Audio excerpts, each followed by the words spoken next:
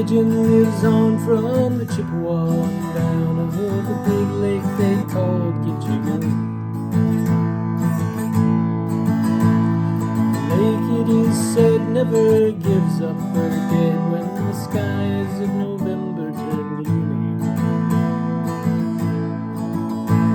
With a load of iron or 26,000 tons more than the Edmund Fitzgerald weighed empty. That good ship and crew was a bone to be chewed when the gales of November came early. The ship was the pride of the American side, coming back from some mill in Wisconsin. As the big freighters go, it was bigger than most, with a crew and good captain well seasoned, concluding some terms with a couple of steel firms when they left fully loaded for Cleveland. Later that night when the ship's bell rang, could it be the north wind they'd been feeling?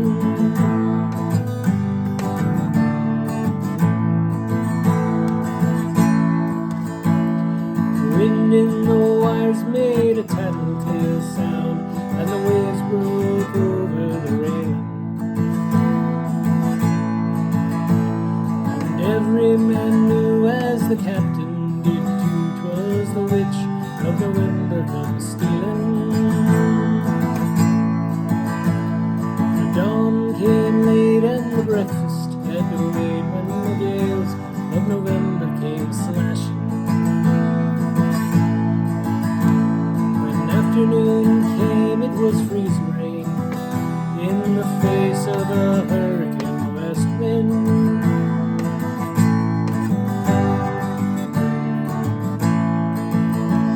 When supper time came, the old cook came on deck, saying, "Fellas, it's too rough to feed you."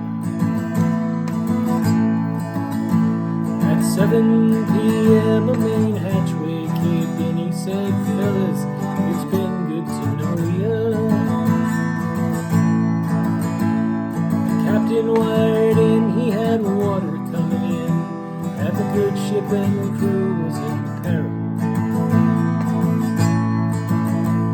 And later that night, when its lights went out of sight, came the wreck of the Edmund Fitzgerald.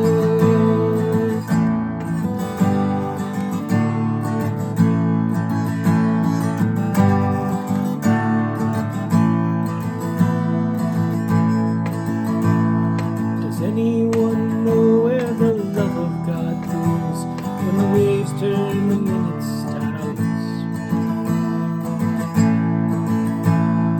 Searchers all say they'd have made Whitefish Bay if they'd put 15 more miles behind her. Or they might have split up, or they might have capsized. They may have rode deep and took water. All that remains is the faces and the names of the wives and the sons and the daughters.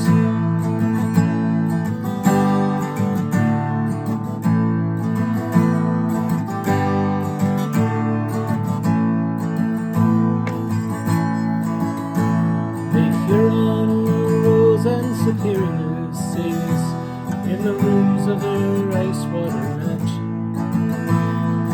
Michigan steams like a young man's dreams. Its islands and bays are for sportsmen. And farther below, Lake Ontario takes in what Lake Erie can asunder. And the iron boats go as the mariners all go with the gales of November. Remember,